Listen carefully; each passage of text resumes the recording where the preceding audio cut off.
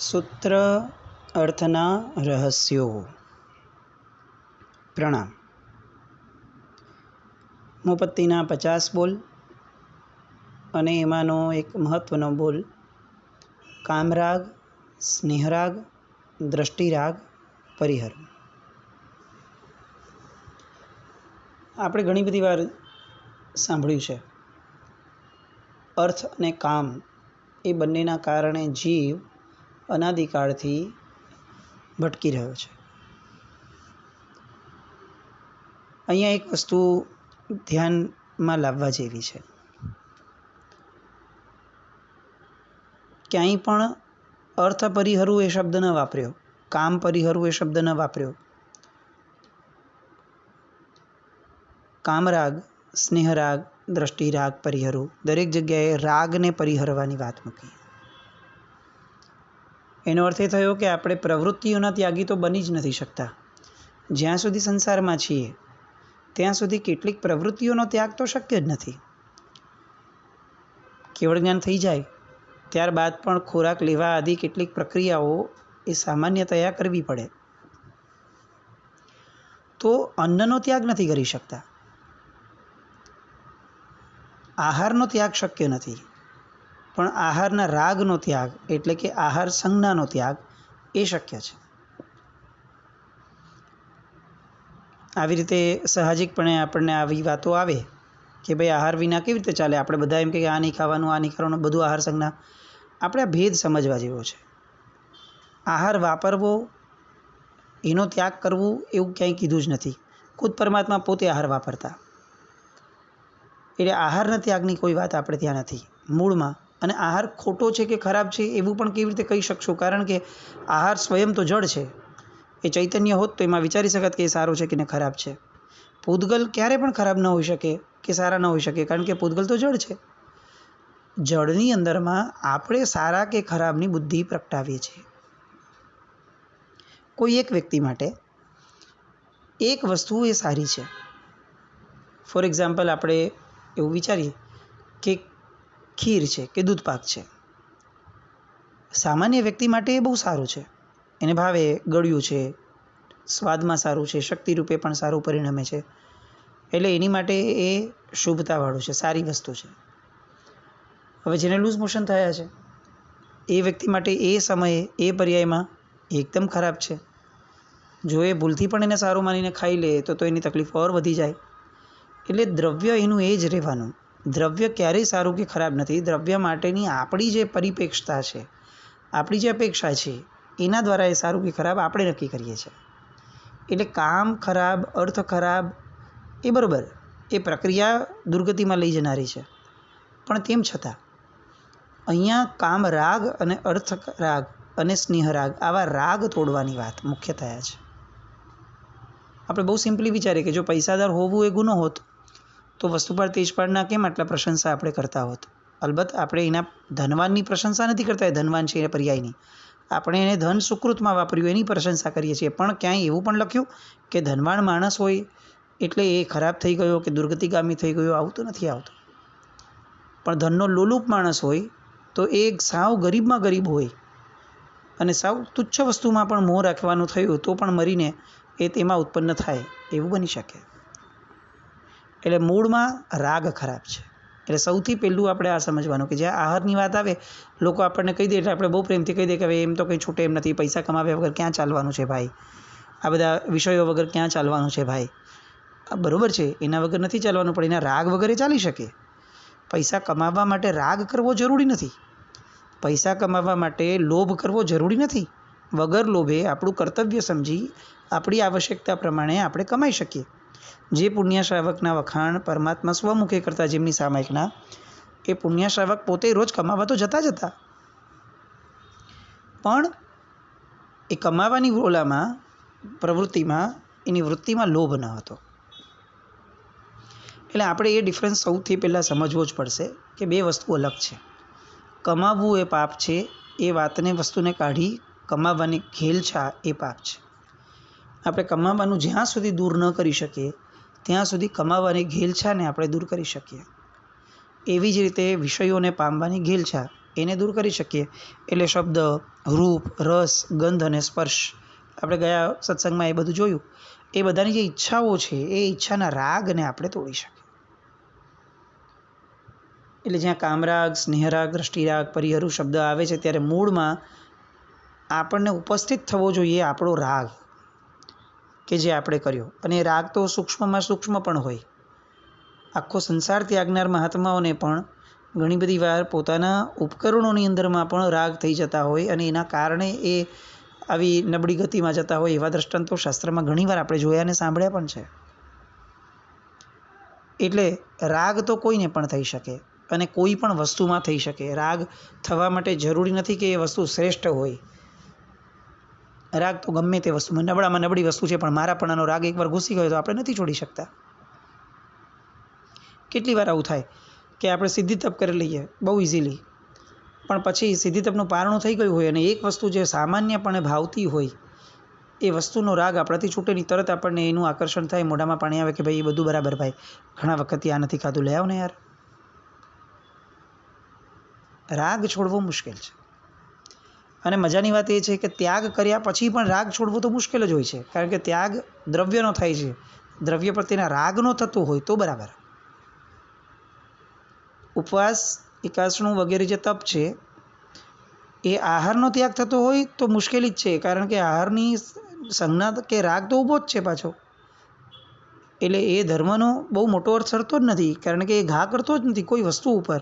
એ તો ફક્ત ખાવા પર ઘા કરે છે કે ભાઈ એક ટાઈમ ખાવાનું તો એકાસણું, લુખ્ખું ખાવાનું તો આંબેલ અને નહીં ખાવાનું તો ઉપવાસ. એટલે ઘા તો ફક્ત ખાવાની પ્રવૃત્તિ ઉપર થયો.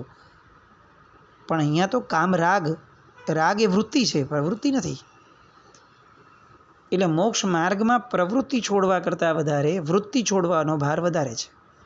પ્રવૃત્તિ તો એટલા માટે છોડવાની કે વારંવાર પ્રવૃત્તિ કરવાથી એ વૃત્તિમાં બેસતી જાય અને વૃત્તિમાંથી છોડવું ભારે પડે. એટલે પ્રવૃત્તિઓ અટકાવી દેવી, બસ એટલો જ એનો ઉપયોગ. પણ પ્રવૃત્તિ અટકાવી દેવા માત્રથી આપણે વૃત્તિના વિજેતા બની ગયા આવો ભ્રમ ન પડાય.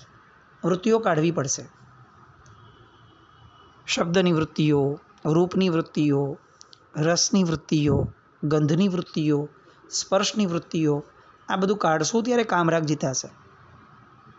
અને આ ભાવમાં આમ પણ આપણે પૂર્ણ વિજેતા તો બનવાના નથી, પણ આપણે માર્ગ પર શરૂ કરવું પડશે. એટલે આપણા મને ઘણા વિચારતા હોય કે હું આ વસ્તુની બાધા લઈ લઉં, હું આ વસ્તુની બાધા લઈ લઉં, આ બાધા લઈ લઉં. બાધા લઈએ એ સારું છે, એની કોઈ નિંદા નથી, પણ એટલા માત્રથી કંઈ કામ નથી થઈ જતું. આમ સામાન્યપણે આપણે એવું વિચારીએ કે આ કાર્ય ન થાય કે અથવા આ તીર્થયાત્રા ન થાય અથવા દીક્ષા ન થાય ત્યાં સુધી મારે આ વસ્તુનો ત્યાગ, આમ બહુ જનરલ આપણે વિચારીએ. એટલે હવે થાય શું, મને ખબર પડી ગઈ કે મારે મીઠાઈનો ત્યાગ છે, તો હવે હું મીઠાઈની દુકાનમાંથી બાજુમાંથી પણ પસાર થઈશ તો મારી કસોટી એકાદ બે વાર માંડ થશે, કારણ કે મારું મન માની ગયું છે કે મારે આનો ત્યાગ છે. પણ પછી તકલીફ ત્યાં આવીને ઊભી રહેશે ઘણીવાર કે હું એવી વસ્તુઓમાં મારું વલણ, મારી વૃત્તિઓ, મન મારું લઈ જશે કે જ્યાં મારી બાધા નથી. એટલે હું રાગ ત્યાં ભરપૂર પોષીશ. એટલે મારે મીઠાઈનો ત્યાગ છે, પણ સમજો ચીઝ બટરવાળી વસ્તુઓ મળી જાય કે બીજી કોઈ વસ્તુ મળી જાય તો એની મેં બાધા ક્યાં લીધી છે, તો ત્યાં રાગ પોષાતો રહેશે. બાધા લેતા પહેલાં જીવે એ વિચારવું જોઈએ, કોઈ પણ વસ્તુની બાધા ન લેવાય. ક્રમબદ્ધ પર્યાયની રીતે જે વસ્તુઓ આપણને બંધનરૂપ છે એની બાધા લેવાય. આપણને એવું લાગે કે ભાઈ મને આ ડ્રાયફ્રૂટ ખાવાથી બહુ રાગ થાય છે, તો હજી એકવાર વિચારાય, પણ શિયાળાની સિઝન છે, શરીરને ટકાવવાનું છે, ડ્રાયફ્રૂટ બેટર પડશે. બીજા બધા ઇન્જેક્શન્સને દવા લેવા કરતાં ડ્રાયફ્રૂટ સારું, ઘી સારું, તેલ સારું, અને આપણને અમથો એમાં રાગ નથી થતો, તો પછી બાધા લેવાના સિક્વન્સમાં એ પહેલા નંબરે ના આવવું જોઈએ. અભક્ષ્ય સૌથી પહેલી બાધાનું ધોરણ આવવું જોઈએ. એટલે જે ખાદ્ય વસ્તુઓ છે જેને ઈશ્વરે ક્યાંય આપણને ના નથી પાડી કે પ્રમાણમાં ને રાગ વગર ખાવું એ બરાબર, બટ અધરવાઇઝ સૌથી પહેલો ત્યાગ બાધા લેવાના ક્રમમાં અભક્ષ્યનું જ આવવું જોઈએ. અભક્ષ્ય ચાલતું હોય અને મીઠાઈઓના ત્યાગ ને ડ્રાયફ્રૂટના ત્યાગ ને આ બધા ત્યાગ રાખીને બેસીએ તો એ કેટલું વિવેક ગણાય. અભક્ષ્ય ચાલુ છે અને દીક્ષા ન થાય ત્યાં સુધી મીઠાઈનો ત્યાગ. ભાઈ દીક્ષા ન થાય કે થાય, અભક્ષ્યનો ત્યાગ તો સૌથી પહેલો હોવો જોઈએ. તો આ વિચારધારાથી આગળ વધવું જોઈએ. આડેધડ કોઈ દિવસ મોક્ષ નહીં મળે આપણને, ક્રમબદ્ધ પર્યાય રાખવો પડશે. એટલે દરેક જગ્યાએ ખાવા પીવાની વાત આવે એટલું જ નહીં, દરેક વિષયોમાં. હવે સમજો કામરાગ પછી આપણે સ્નેહરાગ પર આવીએ છીએ. તો સ્નેહરાગની અંદરમાં આપણે એવું વિચારે કે મારે કોઈ ભગવાને સ્નેહરાગ કરવાની ના પાડી છે, તો ચલો મારે કોઈ સ્વજનોનો સ્નેહ નથી સાચવવો, મારે કોઈની હારે વ્યવહાર નથી રાખવો, મારે શું કામ કોઈની મગજમારી રાખવી, મારે કેમ રાગ અને દ્વેષ થાય એવા ચાન્સીસ કરવા, મારે કંઈ જ નથી કરવું. આવું કરી અને કોઈ માણસ સ્વજનોનો ત્યાગી બની જાય અને પછી એ જ વ્યક્તિ મિત્ર વર્તુળની અંદરમાં કે બીજા સંઘના લોકોની અંદરમાં કે એ બધી જગ્યાઓએ એ બેફામપણે વર્તતો હોય. એનું ઓફિસનું સમજો બિઝનેસનું સર્કલ છે કે બિલ્ડિંગનું સર્કલ થયું કે કોઈ પણ સર્કલની અંદરમાં બેફામ પાપ ચાલતા હોય, પણ ઓલો સ્વજનોનો સ્નેહરાગ નહીં પોષવાનો. આવી બધી જે વિવેકહીન પ્રવૃત્તિઓ છે, આપણે એમાંથી બહાર આવવું પડશે. કેટલાક શબ્દોના આધારે આપણે ગમે તેમ પોતાની મરજી પ્રમાણે સ્વચ્છંદ પોષી અને આપણે ત્યાગો કરવા લાગીએ, એ શાસ્ત્રકારોને સંમત નથી. આપણે ત્યાં બધો જ ક્રમબદ્ધ પર્યાય છે, માર્ગ દાખવેલો છે. આ કક્ષાએ રહેલી વ્યક્તિએ આનો ત્યાગ કરવાનો, આ કક્ષાએ રહેલી વ્યક્તિએ આનો ત્યાગ કરવાનો. હવે આપણે ગ્લાન છીએ, બીમાર છીએ, એવા સમયે જે વસ્તુ ખાવાને કારણે શરીરને ખરેખર શક્તિ મળે છે એનો ત્યાગ રાખીને બેસી જઈએ, તો એ એની કક્ષા છે? ઉલટાનું શરીર બગડે છે. કોઈકને સમજો ખ્યાલ આવે છે પ્રેક્ટિકલી કે ભાઈ આપણા શરીરની અંદરમાં કેટલાક પર્ટિક્યુલર કઠોળ જવાથી બહુ જ તકલીફો થાય છે અને એના કારણે શરીર સીધાય છે અને એના કારણે કેટલીક દવાઓ લેવી પડે છે કે જે દવાઓ બેસ્ટ દ્રવ્યોમાંથી નથી બની. તો એવા સમયે ફક્ત કઠોળ ઉપર કઠોળને આંબીલ કરવા અથવા કઠોળ જ વાપરવા, એમાં પછી એક વસ્તુનો વિચાર કે વિવેક કરવો બહુ જરૂરી થાય કે ભાઈ દવા કે દ્રવ્ય. એટલે કામરાગ અથવા સ્નેહરાગ, આ બધું જે પણ ત્યાગ કરવાનું આવે ને ત્યારે સૌથી પહેલાં રાગનો વિચાર આપણે કરવો પડશે. મારો રાગ ક્યાં ક્યાં છે એ જુઓ. મહાત્માએ પ્રેરણા કરી બધું સરસ, પણ મારો રાગ છે? હું આમે મીઠાઈ નથી ખાતો, સાહેબ એક કામ કરો ને મીઠાઈની બાધા આપી દો. આ કંઈ કામરાગનો ત્યાગ ન થયો, કારણ કે મારો રાગ જ નથી મીઠાઈ પ્રત્યે. તો હું બાધા લઈને કરીશ શું? બાધા લઈએ આખી વસ્તુ અલગ અનુમોદનાને પાત્ર છે, પણ આ કામરાગનો ત્યાગ નહીં બને. એ નિર્જરાનું કારણ તો ત્યારે જ બનશે કે જ્યારે રાગનો ત્યાગ થતો હશે, આસક્તિનો ત્યાગ થતો હશે. એટલે સૌથી પહેલાં તો મને લિસ્ટ કરવું પડશે કે મારો રાગ ક્યાં ક્યાં છે. કામરાગની બાબતમાં, સ્નેહરાગની બાબતમાં મારા રાગના સ્થાનો કયા કયા છે. મને કયા કયા વ્યક્તિઓ પ્રત્યે રાગ થાય છે અનાયાસે. મારું કર્તવ્ય પૂર્ણ કરવાનું હોય એની તો કોઈ વાત અહીંયા છે જ નહીં. દરેક કર્તવ્યોને પૂર્ણ કરવાની વાત છે, પણ કર્તવ્યોને કર્તવ્ય રૂપે પૂર્ણ કરવાના. રાગ કરવો જરૂરી નથી. તો આપણે એ ચકાસવું કે મને પુત્ર પ્રત્યે રાગ છે કે સ્નેહ છે. સ્નેહરાગ કે સ્નેહ? સ્નેહ હોય તો પરમાત્માને પણ બધા પ્રત્યે સ્નેહ તો જન્માવેલું પૂર્વના ભવોમાં, ત્યારે જ તો દરેક જીવ પ્રત્યેના સ્નેહના કારણે આ થયું. મૂળમાં જે સમષ્ટિગત વાત છે એ વ્યક્તિગત રાગમાં નથી પરિણમતી. મૈત્રી ભાવ તો હોવો જ જોઈએ. પરમાત્માએ મૈત્રી ભાવ કેળવ્યો, સેવ્યો, તો એને ક્યાં ત્યાગની વાત આવવાની? પણ સ્નેહ રાગ એટલે શું? તો સ્નેહ અને સ્નેહ રાગમાં શું ફરક?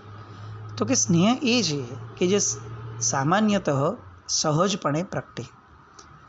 એ એવી રીતે પ્રગટે કે જેમાં સ્વ અને પર બંનેનું કલ્યાણ થાય અને હિત બુદ્ધિથી થયેલું હોય.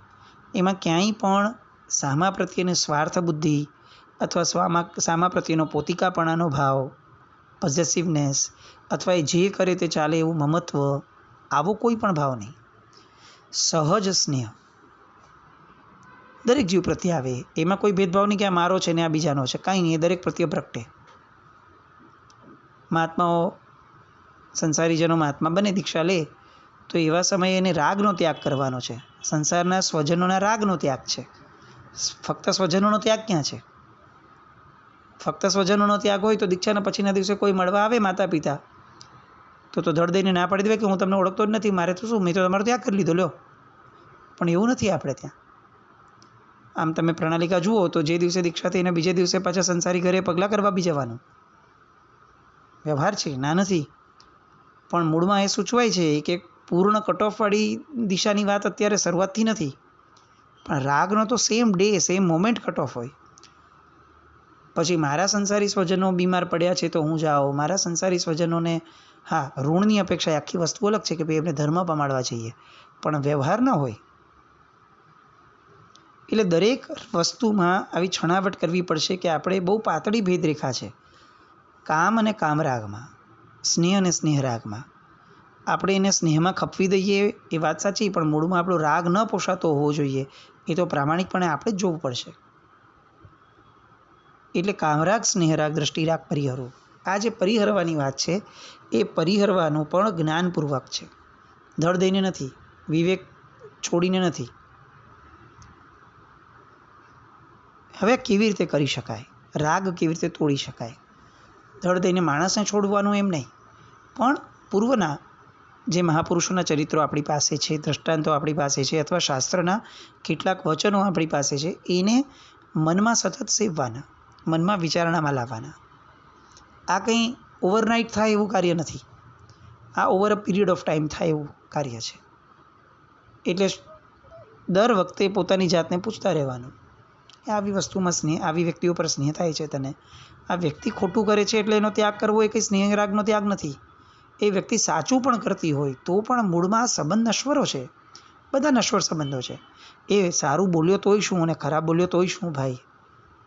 રાગ અને દ્વેષ મારે કેમ પરિણામ આપવા? હું મારું જીવન અહીંયા 70, 80, 90 વર્ષનું છે, પૂરું કરવા આવ્યો છું. એ પૂરું કરી અને મારે તો બીજે જવાનું છે. તો 80, 90 વર્ષમાં કેટલાની જણની કડાકૂટ લેવાની? સામાન્યપણે એનું મારું સચવાતું હોય, મારું મન, મારા સ્નેહરાગ કે કામરાગ ન પોષાતા હોય અને સામાન્યથી એની હારે ઔપચારિક રીતે મારું કામ થઈ જતું હોય તો મારું એનું કર્તવ્ય પૂરું કરું. એઝ અ મા બાપ મારું આ કામ છે, એઝ અ દીકરો મારું કામ છે, એઝ અ ભાઈ મારું આ કામ છે, મારે કરવું જોઈએ, હું ચોક્કસપણે કરું, પણ રાગપૂર્વક ન કરું. કર્યા પછીથી ક્યાંય હું એને મનમાં સાચવીને ન રાખું. પર દુઃખે ઉપકાર કરે તો એ મન અભિમાન ન આણે. આ સામાન્ય સજ્જનોના માર્ગાનુસારીના ગુણો છે. તો મેં તમારા માટે આ કર્યું હતું, મેં તમને આટલો સ્નેહ કર્યો અને તમે હવે આવા થઈ ગયા, તમે બદલાઈ ગયા, તમે ગદ્દાર નીકળ્યા. અરે આવી તો કેટલીય વાતો મનમાં પ્રગટે, કારણ કે રાગ છે ને ત્યાં જ દ્વેષ છે. રાગ નથી તો દ્વેષ એટલો પરિણમતો જ નથી. આપણને જ્યાં જ્યાં દ્વેષ છે ને ત્યાં ત્યાં ચકાસવું તો ખબર પડશે કે મૂળમાં આપણી અપેક્ષાનો રાગ તૂટે છે ને એટલે જ દ્વેષ છે. અને એટલે જ ભગવાનને વિતરાગી મહત્વપણે શબ્દ મેં મૂક્યો, વિત દ્વેષી શબ્દને મહત્વપણે ન મૂક્યો. કારણ કે દ્વેષ તો આમે બિચારો નિર્બળ છે, મૂળ તો રાગ છે કે જે દ્વેષને પ્રગટાવે છે. એટલે રાગ તોડવાની વાત આવી. તો લિસ્ટ કરવા પડશે. આ બધી વાતો છે ને ફક્ત સાંભળવાની વાતો નથી. જેન્યુઇનલી આવા બધા સૂત્રાર્થના સત્સંગો થયા હોય ને તો હું ચોક્કસપણે એવું માનું કે આવું સાંભળ્યા પછીથી તરત બીજી 15-20 મિનિટ કાઢી લેવાની અને પેન પેપર લઈને બેસવાનું, ડાયરી, પોતાની પર્સનલ ડાયરીમાં, અને લિસ્ટ બનાવીએ. મારા રાગના સ્થાન કયા કયા છે, મારો સ્નેહરાગ કોની હારે પોષાય છે, મારો કામરાગ ક્યાં ક્યાં પોષાય છે. ક્રિકેટ જોવું ગમે છે, ન્યૂઝ જોવું બહુ ગમે છે, પોલિટિક્સમાં બહુ રસ છે, વ્હીકલ્સમાં બહુ રસ હોય છે, આ ગાડી સારી કે ઓલી ગાડી સારી, કારણ વગરની પંચાતો છે, અર્થકથા, આખો દિવસ બજેટનું શું, દુનિયાની અંદર શું, અદાણીનું શું, આનું શું, આ જ બધી ચર્ચાઓ ગમે છે. તો મને અર્થકથાઓ જ ગમતી હોય તો એનો અર્થ કે મારો કામરાગ પોષાય છે ત્યાં. અર્થની ઘેલછા એ પણ કામરાગ. તો એવી જ રીતે સ્ત્રી કથા એ પણ પોષાતી હોય, સ્ત્રીને માટે પુરુષને, પુરુષને માટે સ્ત્રીની કથાઓ. આ આમ હતું ને આ એક્ટર આમ ને આ એક્ટ્રેસ આમ ને આણે આમ કરવું જોઈએ ને આ કરેલું ને એનું આ સારું હતું, આ ખરાબ હતું, આ પિક્ચર સારું, ઓલું પિક્ચર સારું. આ બધા વિષયોના રાગ પોષવા. મૂળમાં ધર્મ કરવો એટલે જરૂરી નથી કે આપણે મોટી તપશ્ચર્યાઓ કે મોટી અષ્ટપ્રકારીને બધું કરવું. એ થાય તો સારી વસ્તુ છે, પણ પાયાના ધર્મ છોડીને મોટી વસ્તુઓ ન કરાય. પહેલાં પાયામાં ધ્યાન અપાય. આપણા રાગ બધા ઊભા છે, એ એક પણ રાગને આપણે હાનિ પહોંચાડતા જ નથી, અને છતાંય ધર્મ વધારી રાખીએ છીએ આપણે. કઈ દિશાનો ધર્મ છે જે રાગ દ્વેષની મંદતા નથી લાવતો, લાવવા માટે પ્રેરતો પણ નથી, લાવવાની ઈચ્છા પણ જન્માવતો નથી? એ કયો ધર્મ આપણે કરીએ છીએ? કારણ કે મૂળમાં તો પ્રવૃત્તિઓનો બદલાવ એ કંઈ મોક્ષ નથી. વૃત્તિઓનો બદલાવ એ મોક્ષ માર્ગ છે. અને વૃત્તિઓ તો એઝ ઇટ ઇઝ એને આંચ પણ નથી આવવા દેતા. આખો 30 દિવસના માસક ક્ષમણનો તપ થઈ જાય અને તેમ છતાં પેલી લાડવાની આસક્તિને ઉપર આંચ પણ ન આવવા દઈએ. 31મે દિવસે પારણું કરતી વખતે એમ થાય પણ નહીં કે 30 દિવસ સુધી આહાર છોડી શક્યો તો હવે આ જીવનની અંદરમાં જેની પર આસક્તિ છે એવો એક આહાર, એક દ્રવ્ય એને ન છોડી શકું? એ ભલે ને મગ હોય. જરૂરી નથી કે મીઠાઈઓની બાધા અને ડ્રાયફ્રૂટની બાધાઓ લઈએ તો જ મોટી બાધા થાય.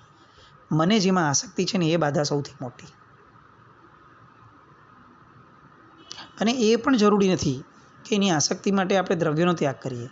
આપણે એટલો પણ નિર્ણય શરૂઆતમાં કરી શકીએ આપણા લેવલ ઉપર કે હવે પછીથી મગમાં ટેસ્ટ માટે હું ક્યારે પણ બોલીશ નહીં. હવે પછીથી લાડવાને હું સામેથી ક્યારે માંગીશ નહીં. મળી જશે તો ઠીક છે, હું ખાઈ લઈશ. મારું સત્વ અત્યારે પાંગળું છે તો હું શરૂઆત તો કરું, પણ હું શરૂઆત જ નથી કરતો. જીવન આખું પૂરું થઈ જાય છે મારું તો બી. હા, મને એમ કે કોઈ કે હેમ્બલ કર્યો તો હું કરી લઉં છું, એકાદ શું કરી લઉં છું, પણ આસક્તિ તોડવાની વાત મને કોઈ કરતું જ નથી ને કરે તો હું ધ્યાન નથી આપતો. તો આસક્તિ તોડવી, રાગ તોડવો એ જ્યાં સુધી નહીં સમજાય ત્યાં સુધી ક્રિયાઓ બદલવા માત્રથી આપણે શું મેળવશું? એટલે મોપત્તીના બોલમાં જેવું મિથ્યાત્વ ગયું એવું તરત સીધો સૌથી પહેલો ઘા રાગ ઉપર કર્યો. એમાંય સૌથી પહેલો જ ઘા વિષયોના રાગ ઉપર કર્યો કે જેના વગર જીવન જઈ શકે એમ છે. કામરાગ અને પછી સ્નેહરાગ. સ્નેહરાગની એટલી ભયંકરતા નથી કારણ કે છેવટે એમાં ક્યાંક ને ક્યાંક તો મૈત્રીનો પરિણામ ખૂણે ખાચરે પણ પડ્યો છે એવો એમને વિશ્વાસ છે. પણ કામરાગમાં તો કોઈ મૈત્રી ભાવ નથી, જળ પ્રત્યેનો જ છે આ તો મુખ્યતયા. અને અગર વ્યક્તિ પ્રત્યે છે તો એ વ્યક્તિ પ્રત્યે પણ સ્વાર્થનું પોષણ કરતો છે, નિસ્વાર્થ નથી. એટલે આસક્તિઓ તો ઊભી ને ઊભી. એટલે કામરાગ, સ્નેહરાગ, દ્રષ્ટિરાગ, પરિહરું શબ્દ આવે ત્યારે પરિહરવા માટેની પૂર્વ ભૂમિકા રૂપે આપણને ખબર હોવી જોઈએ કે મારો કામરાગ ક્યાં ક્યાં છે. પાંચેય ઇન્દ્રિયોની બાબતમાં મારો કામરાગ ક્યાં છે. પરફ્યુમ નાખ્યા વગર હું નીકળું જ નહીં. ડીઓ તો હોવો જ જોઈએ. ડીઓ વગર કેવી રીતે બહાર નીકળી શકાય? આ ડીઓનો રાગ, આ શરીરનો રાગ. મારા શરીરમાંથી સ્મેલ આવે છે એવું લોકોને કેવી રીતે ખબર પડવી જોઈએ? ખબર પડે તો કેટલું ખરાબ લાગશે. આ દેહની આસક્તિ, સુખશીલતાનું પોષણ. એસી વગર ચાલે જ નહીં. આ પગ મૂક્યો ને બીજી સેકન્ડે એસી કરવા જ જોઈએ મને. મેં આટલા ટનનું એસી લીધું. લોકોના ઘરે આ તો આપણે બેટર કરી નાખ્યું. એનો પણ અહંકાર, એને સારું માનવું. અમને ઘણીવાર આવું પન્યાજી મહારાજ હોય, મુક્તિદર્શન સુરી મહારાજ સાહેબ હોય, આવા ઘણીવાર આ મહાત્માઓના મુખેથી આવું સાંભળવાને એમના પુસ્તકોમાં વાંચવા મળ્યું છે. આ દુનિયાનો સૌથી ગરીબ માણસ એ છે કે જેની પાસે સાધનો વધારેમાં વધારે છે. તો આપણી પાસે સૌથી વધારે સાધનોની અત્યારે ઘેલછા જાગી છે કે ફ્લેટ મોટો જોઈએ, એસી સારામાં સારું જોઈએ, લગ્નમાં ખર્ચો આટલો જોઈએ, દીક્ષાના પ્રસંગ કર્યા તો એમાં પણ આટલો બધો ઠઠારો, આ વૈભવ જોઈશે, આ જોઈશે. દરેક જગ્યાઓએ આપણને ઠઠારોને દેખાડો જોઈએ છે. તો સૌથી પહેલો તો ત્યાં આપણો ઘા પડવો જોઈએ કે કરવાનું બધું સારું છાજે એવું ના નહીં, પણ એનો રાગ નહીં, એની આસક્તિ નહીં. એ બધાના જ પોષણ માટે નથી બેઠા. સાધનોનું પોષણ કેમ? આપણા ક્ષેત્રો પણ અત્યારે ધર્મના ક્ષેત્રો જોઈએ તો આમ લાગે કે બિસ્લેરીઓ આવી ગઈ. કેવી રીતે આવી શકે? અડગણ પાણીના પોષણ, અને એને આપણે સામાન્ય ગણી લીધું. સાધનોની ઘેલછા એટલી બધી કે જે સાધનો ત્યાજ્ય છે, વર્જ્ય છે, એ સાધનોને સાહજિકપણે ધર્મના ક્ષેત્રમાં પણ આપણે લાવીને મૂકી દીધા. અડગણ પાણી એ હવે પ્રોબ્લેમ જ ન રહ્યો. સામાન્ય દુનિયામાં પણ વિચારીએ તો જૈનની વ્યાખ્યા શું ખાવા પીવામાં? તો કે ઓનિયન ગાર્લિક ન હોય, વાત પૂરી થઈ ગઈ. અડગણ હોય, વાસી હોય, આ બધું કંઈ વિચારણા આપણી રહેતી જ નથી. મધ નાખેલી વસ્તુઓ લઈ લેવાની, ઈસ્ટ નાખેલી વસ્તુઓ લઈ લેવાની, અને પછી આપણે આગ્રહ રાખીએ અને આનંદ મેળવીએ કે જુઓ જૈન ફૂડ બધે મળે છે. જૈન ફૂડ ક્યાં મળે છે? જૈનિઝમ આટલું સંકુચિત ક્યાં છે ભાઈ કે ફક્ત ઓનિયન ગાર્લિકના ત્યાગ ઉપર આવીને અટકી જાય, કંદમૂળના ત્યાગ પર અટકી જાય? આ કંઈ એવડો નબળો ધર્મ છે? ધર્મ એ છે કે જે એની સૂક્ષ્મતા સુધી પહોંચાડે. ભાઈ વાસી છે તો પણ મારે જૈન નહીં કહેવાય આને. આ કેવી રીતે જૈન કહેવાય? આ તો વાસી હોય. તમે કહો કે સોસ જૈન છે, ચાલો અમે એમ કહીએ કે સોસ કેવી રીતે જૈન હશે? ઓનિયન ગાર્લિક નથી એટલા માત્રથી પતી ગયું, જૈન થઈ ગયું? વાસી છે એનું શું કરવાનું? પાણીનો અંશ છે એને શું કરવાનું? કેટલી બધી વાતો. પછી આપણે કહીએ કે આટલા ઊંડા આપણે નથી, આપણે ચુસ્ત જૈન નથી. કયા ભગવાને ચુસ્ત જૈન નામનો ને કે સુસ્ત જૈન નામનો કોઈ ધર્મ સ્થાપ્યો છે, કોઈ પંથ સ્થાપ્યો છે? જૈને જૈન જ હોય. પછી એ ચુસ્ત શું ને અચુસ્ત શું? જે જૈનિઝમ નથી ફોલો કરતું એ પછી પોતાને ઢાંકવા માટે એમ કે હું ચુસ્ત જૈન નથી. આ તો કામરાગનું ભયંકર પોષણ, મિથ્યાત્વનું પોષણ છે. હું જૈનપણાને નથી પાડતો. આ શબ્દની બોલવાની પ્રામાણિકતા કે ખુમારી નથી.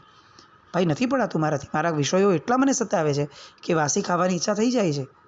ઘરમાં આમ વાસી નથી ખાતો, પણ સોસ લાવીને ખાવું, બ્રેડ લાવીને ખાવું, બધું ખાવું.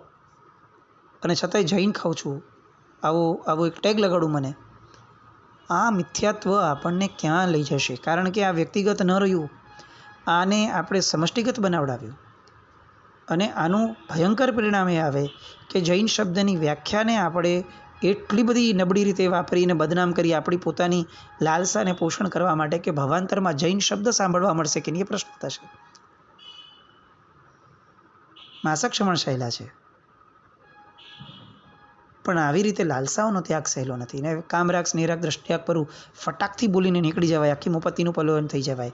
પણ મિથ્યાત્વ પછી સૌથી પહેલો કામરાગ કાઢવાનો કીધો. એ કામરાગ એટલે આ જ વિષયોનો રાગ. બધા જ વિષયો આવ્યા, જીભના પણ આવ્યા, સ્પર્શના પણ આવ્યા, પરફ્યુમ આદિના બી આવ્યા, ટીવી જોવાના પણ આવી ગયા. આ વિષય રાગ નથી? મને આ સિરિયલ જોવી ગમે, આ સિરિયલમાં ટ્વિસ્ટ આવ્યું, આમાં આ આવ્યું, અરે શું થયું? આ બધી કથાઓ એ વૃત્તિઓનું પોષણ કરે છે. અને નબળી વૃત્તિઓનું પોષણ થાય એ કઈ રીતે ચાલે? એક બાજુ ધર્મ કરવો છે મોક્ષે જવા માટે, અને બીજી બાજુ જાતે બંધાવવું છે કે મારો સંસાર ઓર વધારો ભાઈ. ચાલો, બહુ જ સમજવું પડશે આપણે. ખરેખર મોક્ષે જવું છે કે નહીં નક્કી કરવું. અને જેને નથી જ ઈચ્છા એને પછી આ કોઈ વાતો બહુ લાગુ પડતી નથી, એની માટે કોઈ બંધન નથી, એનો નિર્ણય છે પછી.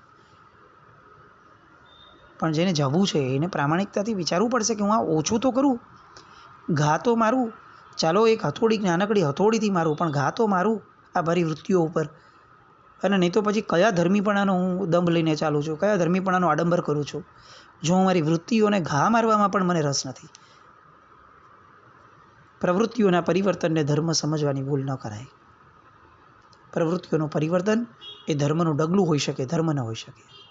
ધર્મ વૃત્તિઓના પરિવર્તનના ભલે આંશિક પણ પરિવર્તન, પણ આ પરિવર્તનની દિશા હોવી જોઈએ. કામરાગ પરિહરું, સ્નેહરાગ પરિહરું. કેટલાક લિસ્ટ થાય આપણા, એવું ઈચ્છનીય છે. પર્સનલ ડાયરીમાં પોતાનું લિસ્ટ બને, એટલે સમજીએ તો ખરા કે આપણે કેટલા નબળા છીએ. એટલો પુરુષાર્થ તો કરીએ. આવું કંઈક આપણામાં પ્રગટે એવી શુભ મંગલ કામના સાથે. જીના જ્ઞાન કંઈ પણ બોલાય તો મિચ્છામિ દુક્કડમ. જય નમ.